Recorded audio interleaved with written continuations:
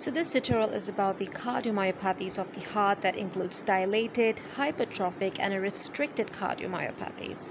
So let's have a look of each of these cardiomyopathies in detail.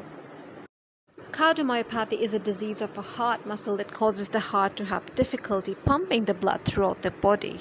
So you can see this model of a healthy heart pumping the blood throughout the peripheral circulation.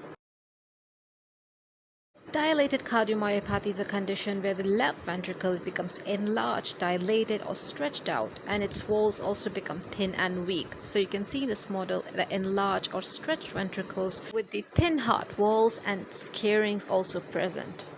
And that makes it difficult for the heart to pump the blood throughout the body. So that's what a dilated cardiomyopathic heart looks like. Then we've got the hypertrophic cardiomyopathy, which occurs when the muscle cells of the heart enlarges, causing the walls of the ventricles to thicken.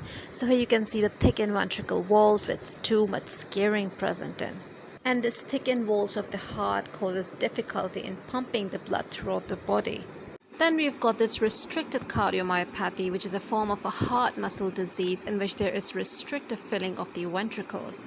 So the systolic phase is usually normal, but if we talk about the diastolic phase, so it's usually abnormal. The cause of this condition is usually due to accumulation of the abnormal protein, which we call amyloidosis. So as you can see in this model, the fibrosis and amyloidosis in all of the four chambers of the heart, and also the rigid ventricular walls.